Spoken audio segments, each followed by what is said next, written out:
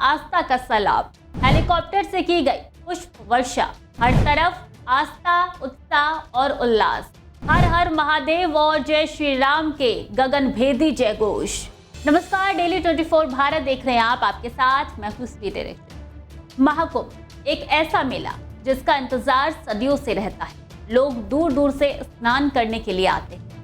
इस मेले में कुछ अपनों को लेकर आते हैं और कुछ अपना बनाने आते हैं। कुंभ मेला हिंदू धर्म का एक बहुत बड़ा और महत्वपूर्ण धार्मिक आयोजन है जो हर 12 साल पर लगता है। इस महाकुंभ की शुरुआत 13 जनवरी से हो चुकी है और इसका समापन 26 फरवरी को होगा। ये मेला ज्यादातर 4 जगहों पर लगता है: हरिद्वार, प्रयागराज, उज्जैन और नासिक, क्योंकि इन चारों स्थानों को पवित्र स्थान माना जाता है। बता दें कि जब देवता और असुरों ने समुद्र मंथन किया था तब वहां पर अमृत की कुछ बूंदें गिरी थी। लेकिन क्या आपको पता है कि महाकुंभ 12 सालों पर ही क्यों लगता है? अगर नहीं तो चलिए एक नजर डालते हैं। दरअसल कुंभ मेला का आयोजन खगोलीय घटनाओं के आधार पर होता है।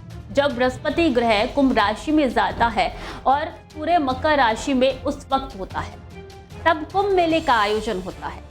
बता दें कि बृहस्पति को अपनी कक्षा में 12 साल का समय लगता है।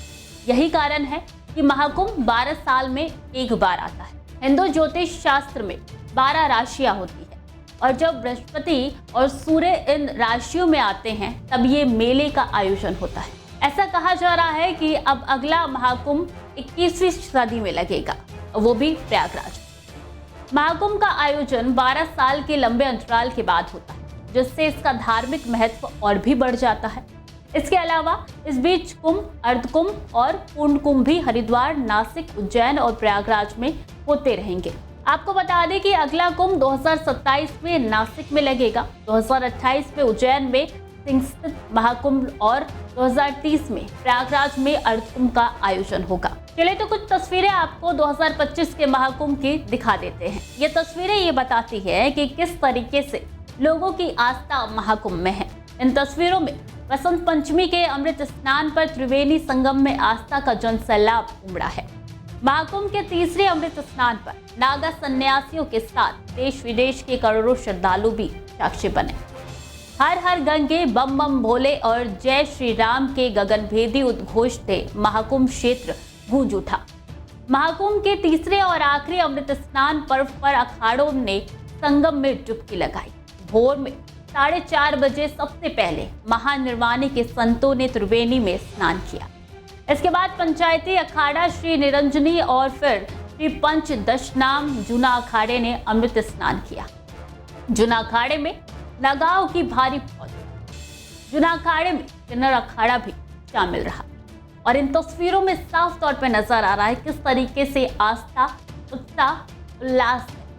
और ये तस्वीरें बयां कर रही हैं कि इस बार का महाकुंभ अपने आप में कितना खास है। इन 8 तस्वीरों से साफ तौर पे पता चल रहा है कि महाकुंभ का आज का दिन कैसा रहा, किस तरीके से बसंत ऋतु के इस पर्व को मनाया गया और लोग दूर दूर से स्नान करने आए।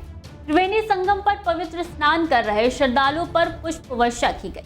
उत्तर प्रदेश सूचना विभाग के अनुसार सुबह 8 बजे तक 62.25 लाख से ज्यादा श्रद्धालुओं ने पवित्र स्नान किया।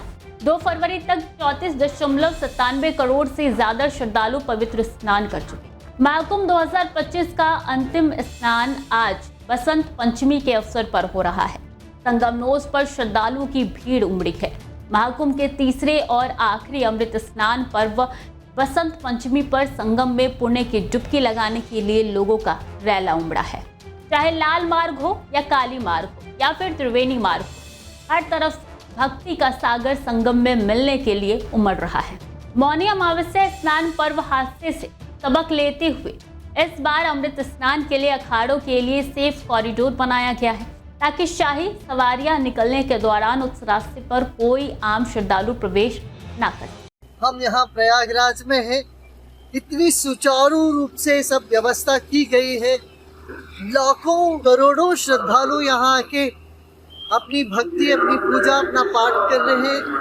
एकता में विविधता और विविधता में एकता का ये प्रत्यक्ष दर्शन है, यहाँ पर निदर्शन है।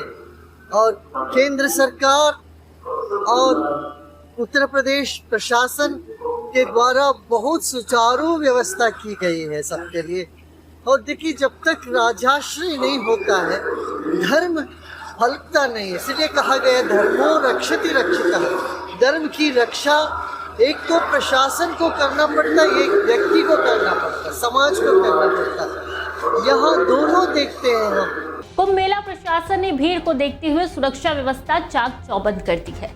श्रद्धालुओं का रेला संगम समेत गंगा के घाटों पर उमड़ा पड़ा है।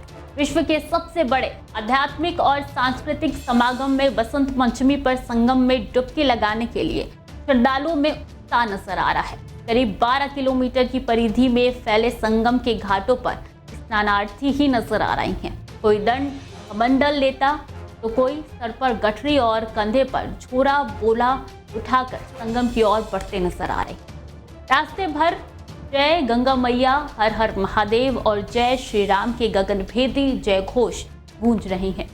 मेले में वाहनों के प्रवेश पर प्रतिबंध है।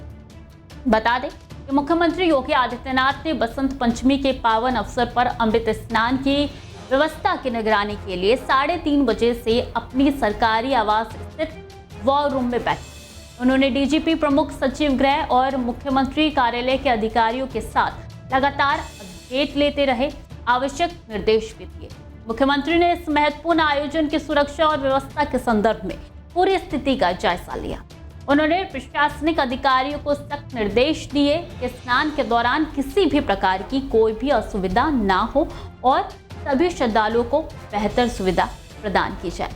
ऐसे में एक बार फिर से महाकुंभ की ये तस्वीरें बताती है कि क्या आनंद, क्या उत्साह और क्या उल्लास श्रद्धालुओं में नजर आ रहा है। खबरें लगातार जारी है, देखते रहिए डेली 24 भारत।